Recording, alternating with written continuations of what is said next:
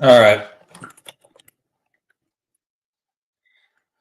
Excuse me. Welcome to the Ace Philosophy YouTube channel. I am Ace Philosophy. So I just had my first debate on, well, ever actually, but it was on the Standing for Truth YouTube channel, and it was about the deity of Christ. And honestly, before I started the debate, I was going to have an after show, but I'm not sure how many people are going to join. I'm feeling pretty tired, so we'll see if anyone joins here in the next few minutes. I might actually just delete this stream. We'll see. It's not going to last long. I definitely want to get into a situation where I'm debating a whole bunch of people. I just don't have the energy for that right now. I'm pretty tired. But if people either want to just from the chat, just tell me what their impressions were, or what they're feeling, or engage in lighthearted discussion. I can do that for a little bit, maybe half an hour. I definitely don't want to go too long. I'm super dead. I'm super tired right now. So I don't know if there's anyone out there. I don't know if people have questions or just want to give general impressions, or if they actually want to join and engage. I'm just going to kind of be here for a little bit. And like I said, I'm not even sure that this stream will remain on my channel, just because I'm not sure how much it's going to amount to.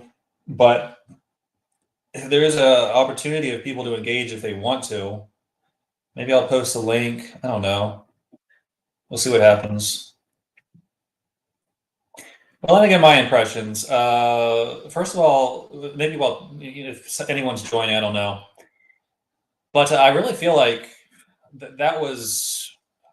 I feel like my arguments weren't really touched in any significant way, and it was interesting. It was an interesting experience. First of all, I'm almost still surprised that it even happened at all. Because Donnie has a big channel, and for him to let me on, and even though I'm basically nobody on his giant channel with thousands of followers, tens of thousands of subscribers, I mean that's pretty big for me. That's pretty big. So I'm actually still kind of in shock that this even happened at all. But I guess it just shows you that you think like this are possible. If I really do think that. I guess I have a respect for Donnie that he would allow me to come on his channel, despite the fact that I'm nobody. All right, so somebody wants to join. I will post the link then. There it is. Yeah, feel free to join.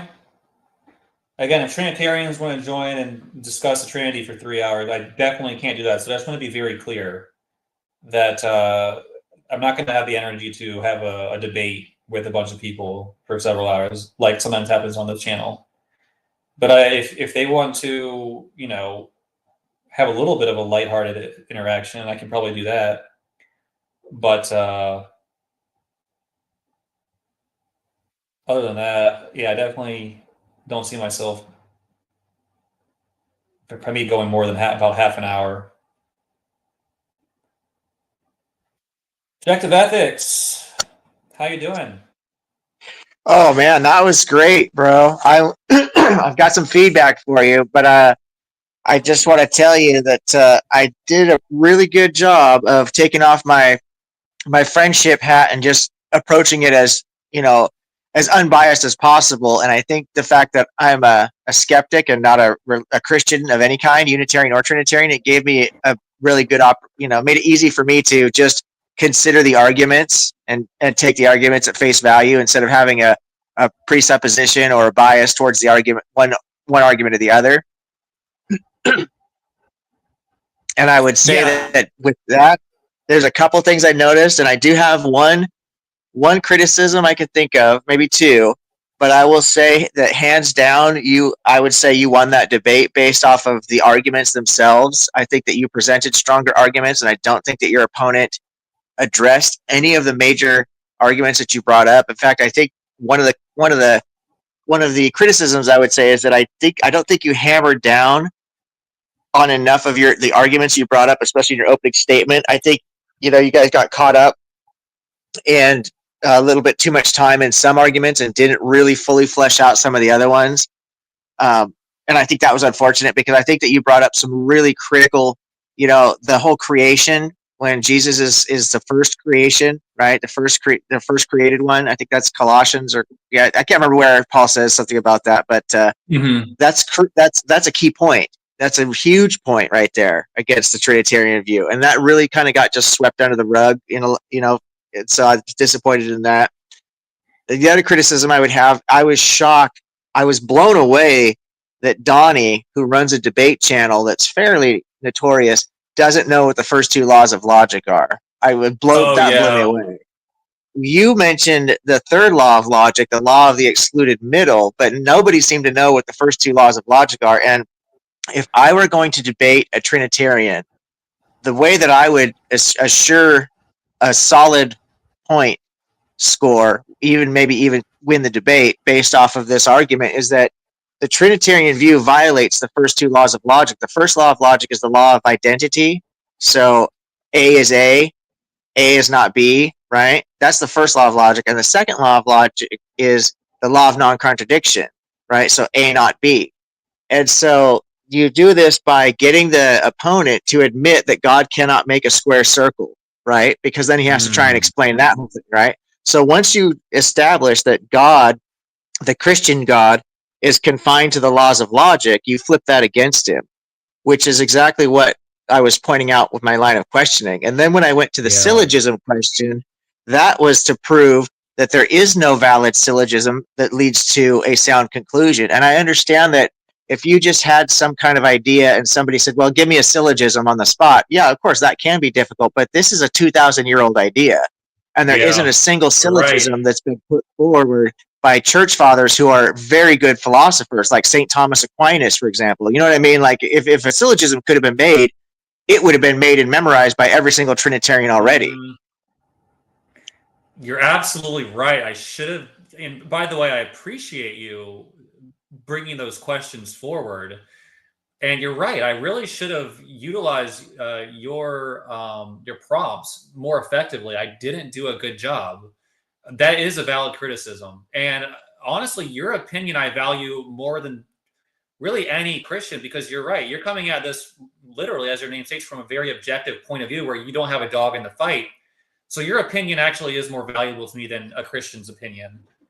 So I do appreciate that, and I do appreciate your feedback. And if I am allowed back on to debate, I will think about what you just said and attempt to employ it if the opportunity arises.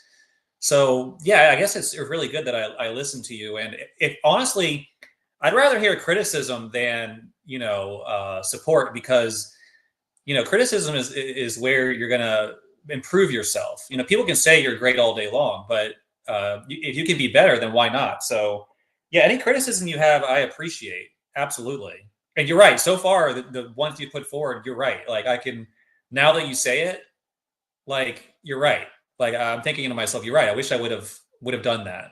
Exactly. And it is kind of embarrassing that there were 3 Christians who didn't know what the laws of logic are. That's yeah, I was like, that's it. Hey, at least you got one of them.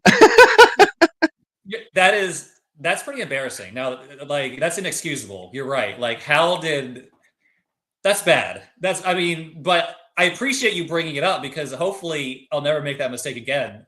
But you're right. I can see a lot of people watching that debate and be like, "What? These people are amateurs." Yeah. But yeah, that was and had I have known, I just assumed.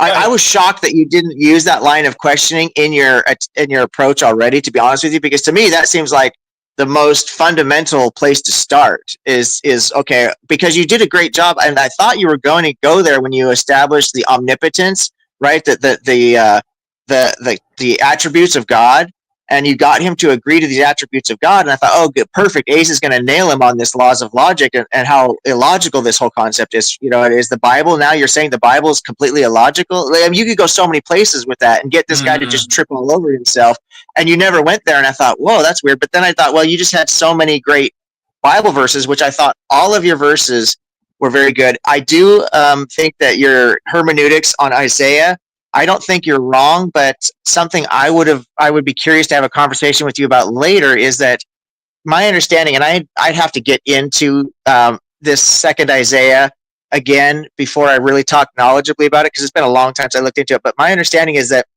these are what's called the suffering servant passages, essentially, is what this leads to up to Isaiah 56, 44 through 56, right?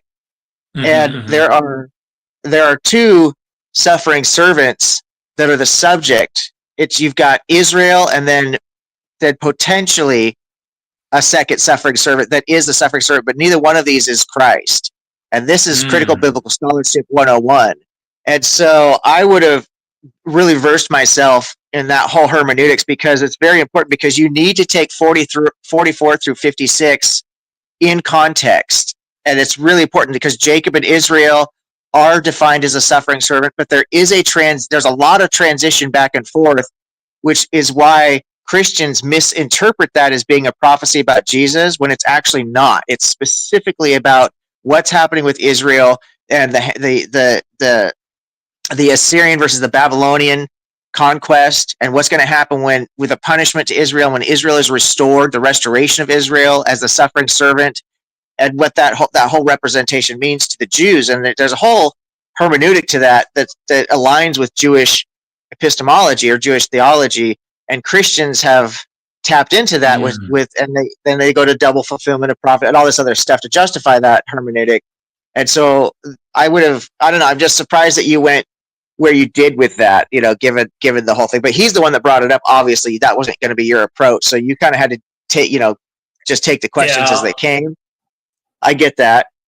That's why I think the rebuttal is the hardest portion of the debate, because I didn't know what his arguments were going to. See, he debated this basically same question 3 nights ago.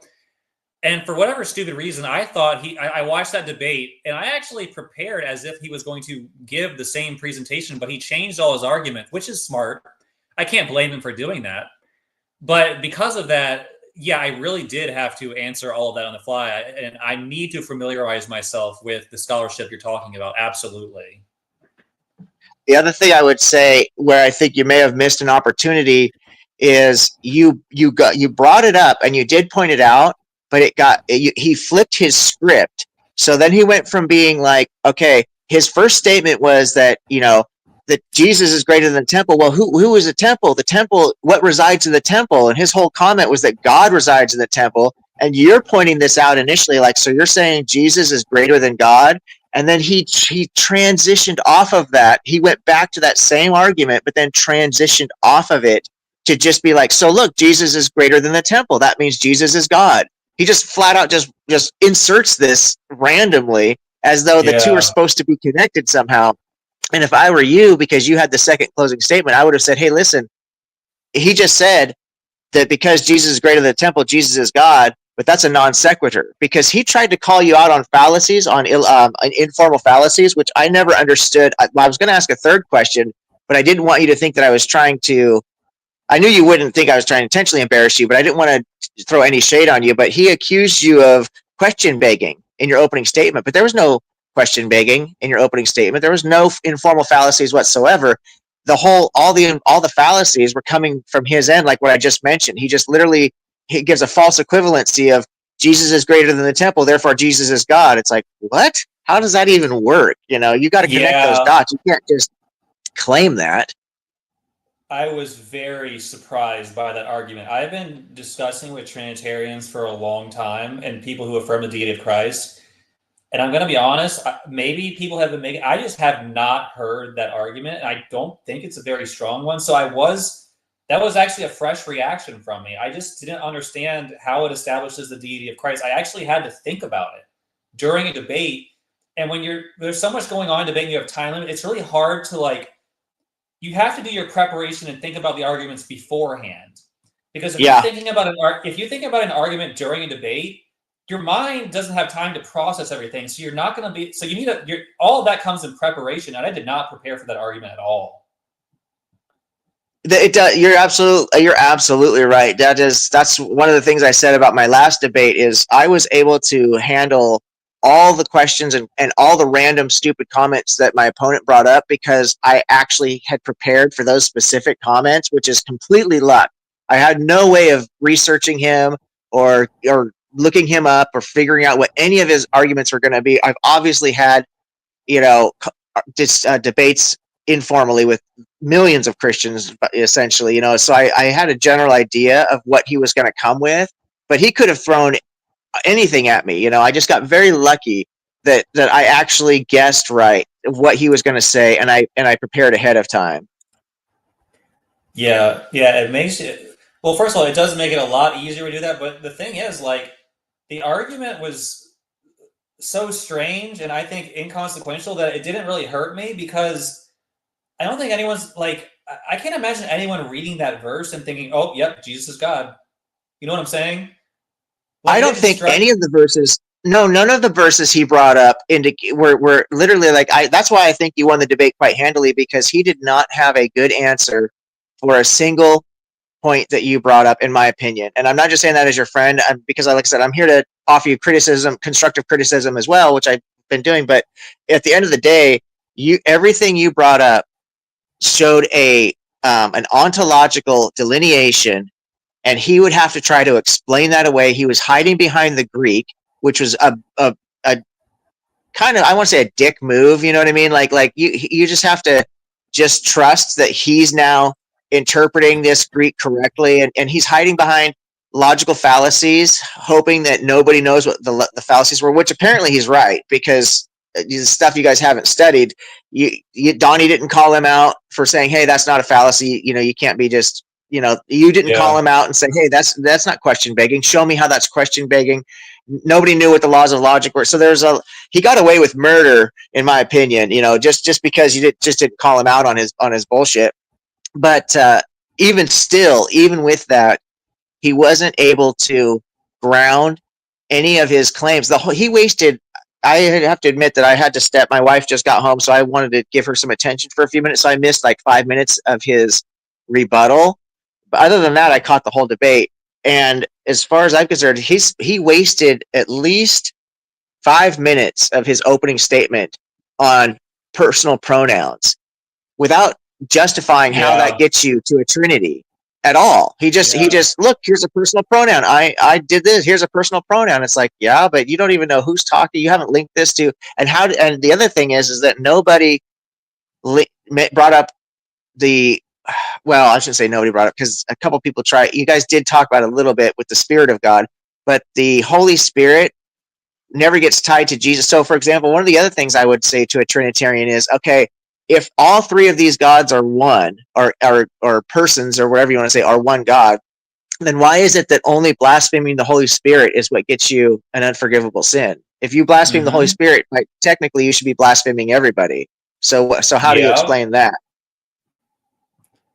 yeah. I guess that is a great point and it's valid. And maybe I'll have to throw that into my line of argumentation. If again, honestly, like, do I have a link to the debate, Von Eric?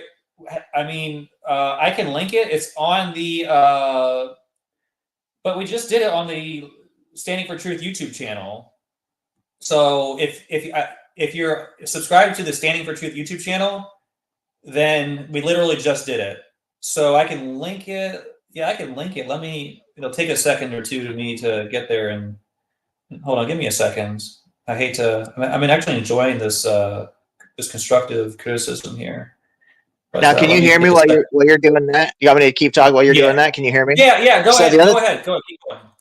the other thing I would say is that so after getting him with my questions at the end there to not only look like an idiot, frankly, and I'm not trying to be mean to the guy, I just don't, I'm being kind of rude with the way I'm talking because he was a polite gentleman. You guys did a great job. In fact, I should have started by saying that the number one victory was from both of you guys being polite and respectful. That's something I always preach about. You know me, you've seen the way I debate, and every debate that I've had, at the end of the debate, my opponent has said every single time, "You are very polite," and that's my number one goal. And you guys did the same thing, so I commend both of you for that. But the thing with my questioning about the laws of logic, what it led into with that syllogism is that he actually threw out what he felt was a syllogism, but it wasn't even valid, much less led to a sound conclusion. And he never tied it to the Trinity.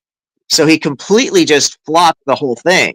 And if I were Yeah. you, I would have jumped on that because I was kind of trying to throw you a softball, an underhand pitch, Yeah, you because I knew did. he wouldn't be able to do it. I knew he wouldn't be able to do it. And I thought he would just hand wave it away like he did the laws of logic thing because he doesn't know what the laws of logic were. So he made some stupid statement. What can be asserted without evidence can be denied without evidence. Like, I didn't assert anything. I asked a question and you don't even understand the question. So you're just, you're just showing that you're ignorant. You're not showing that I don't have to. I mean, I could have broken it down for him. A is A not B if he needed me to, but I could have held his hand like that if he really needed me to, but it still doesn't get him out of the question, just asserting without evidence. I'm not the one that has the burden of proof in that question. I'm asking the question. So he really exposed him, in my opinion, and that syllogism question did the same thing. He made an effort to give a syllogism and in his syllogism, actually all it did, even though it was unvalid and it wasn't sound, it wasn't even really a syllogism, frankly. But what he said is that the conclusion was what you have are three distinct persons because they each have a mind and they each have a spirit, or I can't remember what the other one was, a will. I think a mind and a will. And you should have said, exactly. So you've got three separate beings because he never tied it to Yeah. them being one, you know what I mean? But you never Yeah. did. So that was kind of a missed opportunity, I think. I was trying to help you out there.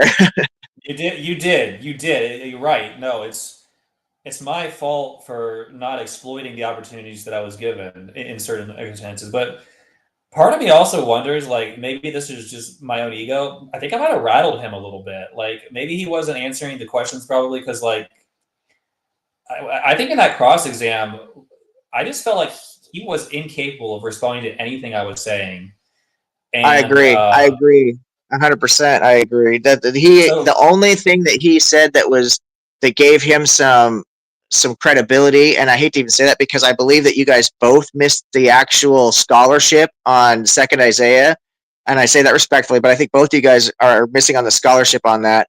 But even if we just went with your guys' arguments, which is what we were forced to do because you guys were both playing with that ball essentially and agreeing to those terms, at that point, he did make you look kind of bad by saying, "Well, we're going to switch the identifier here. We're going to switch, who's talking and this and that, without giving a fully fleshed out hermeneutic behind it." And I'm not saying you are wrong, but neither of what you guys were saying matches the scholarship on Second Isaiah. And so that kind of made him look like, oh, you could just make up whatever you want, huh, A's? And that wasn't necessarily good. Look, other than that, that was the only successful thing I think he did throughout the whole debate. I think every other area you destroyed him. I do honestly believe that because your verses that you pointed out, and you've been doing this a long time, so you knew exactly what to go to, were perfect. The only thing you missed out on, in my opinion, like I was said about the Holy Spirit, the blasphemy of the Holy Spirit. Other than that, I would have used everything you used. The only thing is, like I said, I don't think you really hammered down on the temple thing. I think you did a great job focusing a lot of attention on that. Well, you can exchange something and still both people were in possession of it originally. That made no sense. That was completely illogical. You don't give somebody something that they already possess. That makes no sense. You don't give something to yourself either. That makes no sense. And you basically pointed that out. I would have really hammered down on that to make him force him to explain, because every analogy, the other thing is that every single analogy that guy used failed miserably, because you can't come up with an analogy for something like the Trinity. People have tried for thousands of years. It doesn't work. You cannot. I've heard the stupidest coping mechanisms, or whatever you want to call it, cop outs, or whatever you want to call it, justifications, where people say, well, you can be a father and a son at the same time. It's like, yeah, but you're not different persons. You can have different titles. You can have different relationships, relational identities and stuff, but you're still just one human being. You can't be two places at once, and so on and so forth. So all these analogies always fail, and his analogies about the wedding, complete flop. That's a complete flop. But he's just reading that into the text anyway. It doesn't even make sense. Even if it was a wedding analogy, it still wouldn't make sense if you read it that way. oh yeah, the thing is, like, I was surprised that he went that route, just because it's not like I'm the first person to see these verses, you know. So I just felt like the responses should have been a little. I don't like bashing on people, because there's a small chance he might like watch this stream, and I don't like attacking people personally. And sometimes when you criticize people's arguments, they might take it that way. But I will say that, praise, he's done, I don't know, dozens of debates on the deity of Christ and the Trinity. And I guess I was just surprised that I had the amount of, like, I'm not saying he didn't land a couple punches. Like, I do actually completely agree with you. That's where I struggled the most was with that passage in Isaiah. But that was really the only time during the debate where I felt like the audience might be like scratching their heads with what I'm saying. So in a 3 hour debate, there's like a few minutes where I'm looking weak, but the rest of it, I feel like, was this is my opinion, obviously, so that's biased in that way, but I feel like it was strong. Like, I don't know, but I Yeah, get what you're saying. Go ahead, go ahead. oh, no, no, go ahead.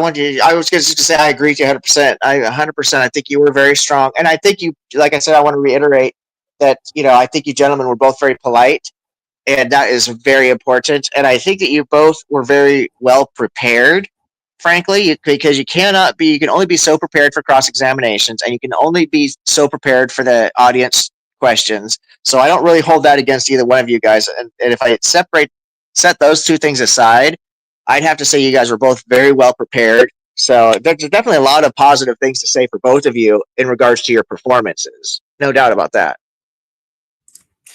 Yeah, and honestly, I want to say I really do, and I mean this very sincerely. I really appreciate you being here and taking the time to not only watch an entire 3 hour debate, but also come to my channel and offer these ideas. I really appreciate that. And I know we disagree strongly on a lot of things, but that's really helpful. And honestly, and I'll just be completely honest. If I had gone there and he had just wiped the floor with me, I really hope you would let me know that and let me know how terribly I did and where my mistakes were. Because I'm not gonna. Because maybe that means I'm wrong. I'd rather like believe the truth than win a debate. So if if I suck so bad in a debate, then maybe that's just because I'm wrong. I need to know that. So I trust that if I had done very poorly, you would say that, and I would want you to do that. Yeah, I appreciate that about you because I am a very direct and I'm a very honest person, and I would try to be as nice about it and constructive about it. But I call it like I see it. Now that's not to say I'm always right, and I don't even think I'm always right. I must accept that I could be wrong. You've heard me say this a million times. I admit wholly that I could be wrong about a lot of things. I am convinced of a particular thing or a particular idea, and I do a lot of research into most of what I talk about. So it's not like I'm just shooting from the hip. But if I am shooting from the hip, I'll even be honest and say, "Hey, I'm winging this right now, but this is what I'm leaning towards." So I am honest. But so I would tell you, um, you know, if I thought you could handle the criticism, if I didn't think you could handle the criticism, I wouldn't be here. I wouldn't come here and lie to you, though. That's a waste of your time and a waste of my time. Yeah, and that's why I take your statement so seriously, because I do believe that you're being honest when you say that. So, and I'm the kind of there's I guess there's kind of people out there who just want to hear how great they are and how perfect they are. That's honestly not who I am. I'd much rather know, even if it was the worst debate performance in the history of mankind, I'd rather someone come in and actually say that than someone going, you did fine. Don't worry about it. Like, I'd rather, how am I supposed to progress as a person if people are just, but again, I guess it's also at how you deliver it. So someone could just be mean about it, but again, you don't do that. So that's also a positive aspect of how you operate. There's a fine line there. I've been happily married for damn near 30 years, and so you're going to come into a situation with your partner or somebody you care very much about, whether it's a wife or maybe a best friend or a family member or whatever it is, your boss or coworker or something like that. That you you have to decide: can this person handle the truth? Right? Is the truth going to actually help the situation? And I understand we all run into that. The thing for me, because I would much rather have somebody be honest under any circumstances than lie to me to try and save my feelings or make me feel better. I'm going to be so hard on myself that there's very little another person could tell me that's going to affect me emotionally or even mentally. You know what I mean? Because I'm already criticizing myself. I try to be as hard on myself as I can because I believe that it pushes you to be better. And I believe that no matter how good we are at something, we can always be better. And I know that for myself. I've been very, very good at a lot of things. I'm one of those people that I tend to pick something up. I tend to excel at it. Not everything, obviously. I have my weaknesses. But I like athletics, for example. I'm one of the best athletes you've probably ever met. And I'll have the best game statistically of anybody on the court. And I'll walk away thinking, you know what? I shouldn't have taken that shot. I should have made that pass, or I should have done this, or should have done, you know what I mean? I could literally pick apart a perfect game and come away thinking, okay, this is how and when I could have done better. And I think it's a really important quality that people just lack. I think people are so frail and so fragile that they cannot handle even constructive criticism from people that they know care about them, much less from a stranger. And it's really, I think, part of the problems with society, honestly.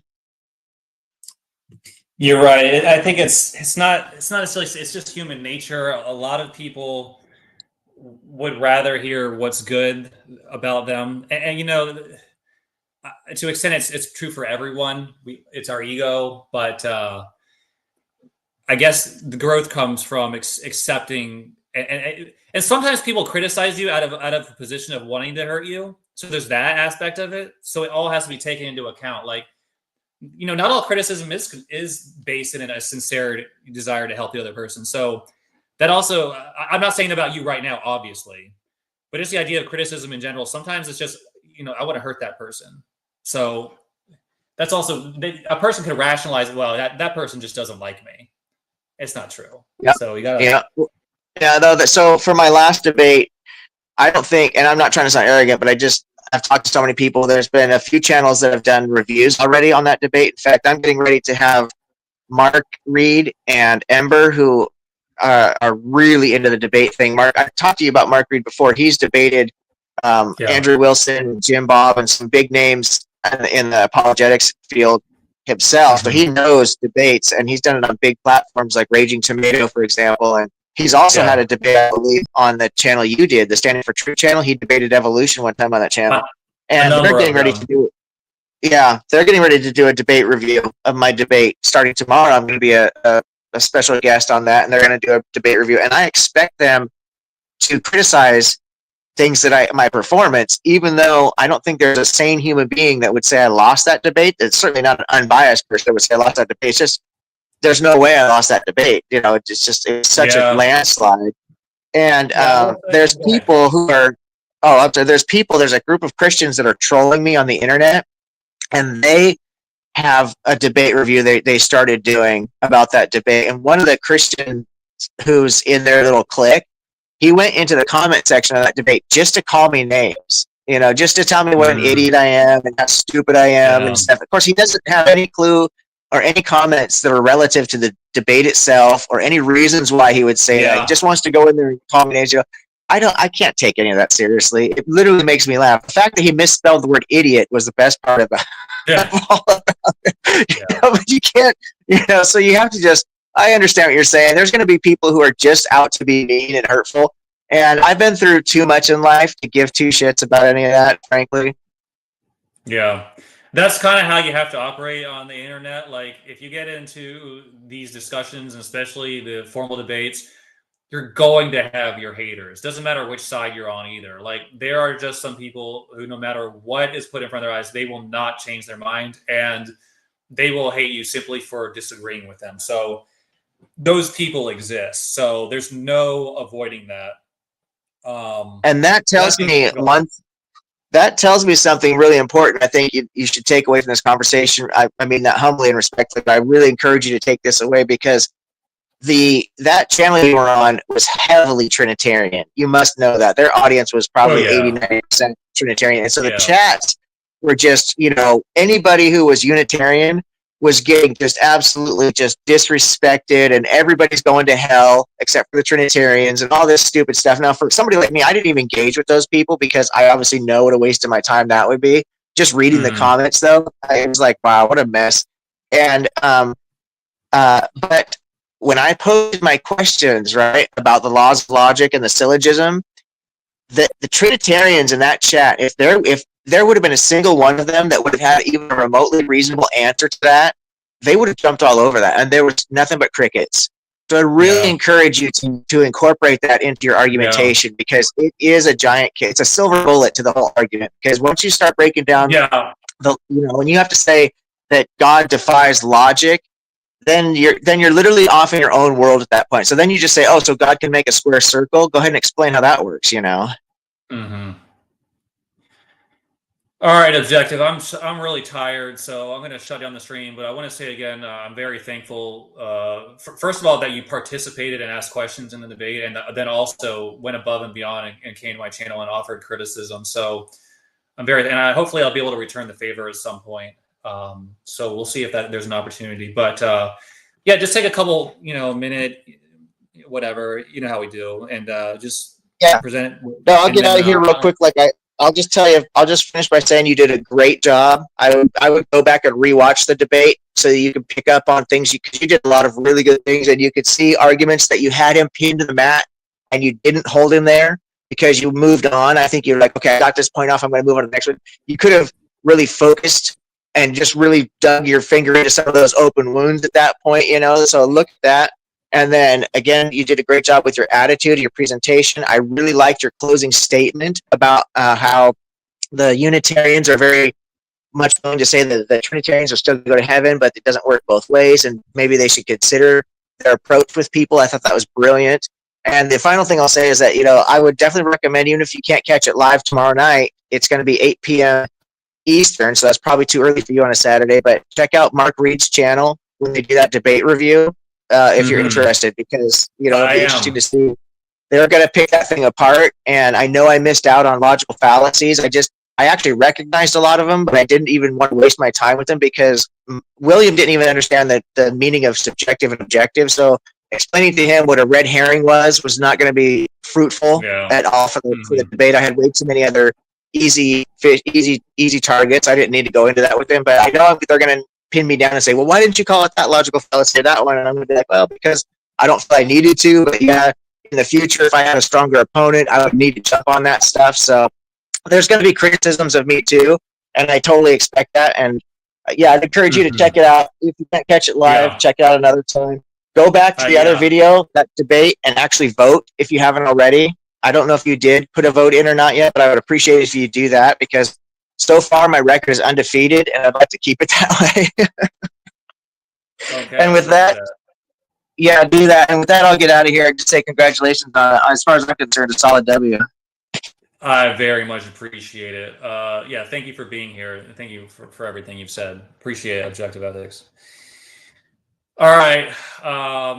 Yeah, I'm super tired. I was being really honest when I was saying how much I appreciate Objective Ethics for coming on here, and basically I feel like he was being honest, and I appreciate the constructive criticism. And I think he's right about a lot of the things he said. They're absolutely, in any debate, there's going to be room for improvement. And that was certainly the case, because at the very least, you're going to be gaining knowledge of how your opponent thinks. And also there's just, like you said, missed opportunities that could have been exploited. But I think I'm just kind of thankful that I was allowed to engage in a debate in the first place. So we'll see what happens from that going forward. I do have another debate scheduled in November 22nd on another area of Christian theology. So it may not interest the skeptics / atheists / non-Christians as much, but I would still recommend watching it, just because you never know. You might end up entering a position where you want to think about becoming a Christian, and it'd be good at that time to know what the different perspectives are, which ones might be true. So even if it might just be entertaining to see two people debate ideas, even if you don't agree with anything either one of them is saying. So again, that debate will be on November 22nd on the Standing for Truth YouTube channel, about whether justification, which is basically salvation, is by faith alone or not. So with that, I am going to close the stream. Thank everyone who participated, and until next time. God bless.